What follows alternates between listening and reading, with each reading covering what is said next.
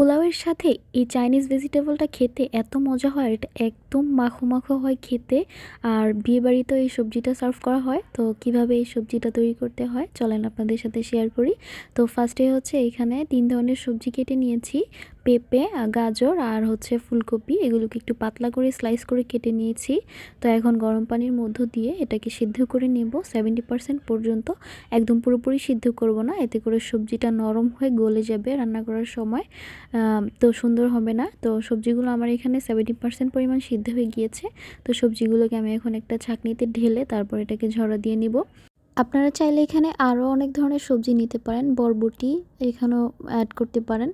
আর আরেকটা চুলোতে হচ্ছে এখানে আমি চিকেনের বুকের মাংস নিয়ে নিয়েছি। আদা রসুন লবণ আর হচ্ছে কালো গোলমরিচের গুঁড়ো দিয়ে এটাকে সিদ্ধ করে নিলাম। আর যে পানিটা আছে ওইটাও ফেলবো না, পরবর্তীতে রান্নায় ব্যবহার করব।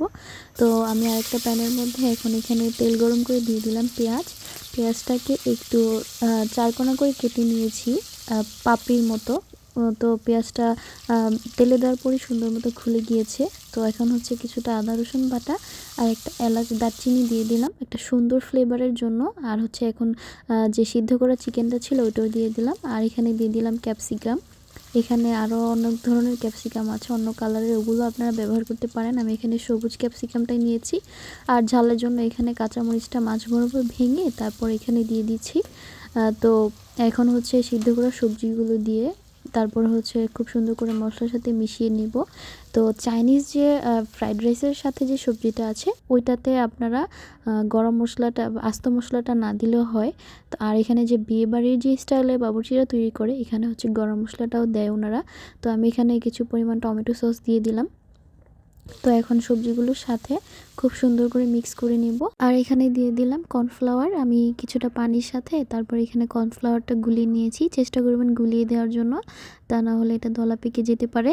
তো এখন হচ্ছে ঝোলের জন্য কিছু পরিমাণ পানি দিয়ে তারপর আমি ঢেকে দিব। যেহেতু সবজিটা এখানে 70% পরিমাণ সিদ্ধ করা, তো এই জন্য হালকা একটু পানি দিয়ে তারপর হচ্ছে এটাকে রান্না করব। তো এখন লাস্টে আরেকটা কিছু দিয়ে নিব, এটা হচ্ছে গুঁড়ো দুধটা দেওয়ার ফলে খুব সুন্দর একটা স্মেল আসে। আর কিছু স্বাদের ব্যালেন্সের জন্য এখানে আমি চিনি দিয়ে দিলাম, আর স্বাদ মতো লবণও দিয়ে দিয়েছিলাম। আর হচ্ছে এখানে ঘি দিয়ে দিলাম, ঘিটা দেওয়ার ফলে এত সুন্দর একটা স্মেল তৈরি হবে। তো সবগুলো উপাদান একসাথে খুব ভালো করে মিক্স করে তারপর ঢাকনা দিয়ে এটাকে রান্না করে নেব যতক্ষণ পর্যন্ত একদম গাঢ় ঝোলে পরিণত না হয়। তো দেখেন কত সুন্দর পরিমাণ একদম গাঢ় হয়ে গিয়েছে, ঝোলটা একদমই আঠালো হয়ে গিয়েছে। এই ভেজিটেবলটা পোলাওর সাথে খেতে এত মজা হয় আর খুবই মজা লাগে খেতে। এটা চাইনিজ ভেজিটেবল আর এটা হচ্ছে ফ্রাইড রাইসের সাথে আপনারা চাইলে খেতে পারেন, তবে বিয়েবাড়িতে যে দেওয়া হয় ওইটাই এটা হচ্ছে পোলাওর সাথে খেতে বেশি মজা লাগে। তো বাসায় আপনারা এই পদ্ধতিতে ট্রাই করবেন আর কমেন্ট করে আমাকে জানাবেন কেমন হয়েছে। ততক্ষণ আমার ভিডিওর সাথে থাকার জন্য ধন্যবাদ সবাইকে। আমার চ্যানেলটি লাইক এবং সাবস্ক্রাইব করে আমার পাশে থাকবেন। Thanks for watching.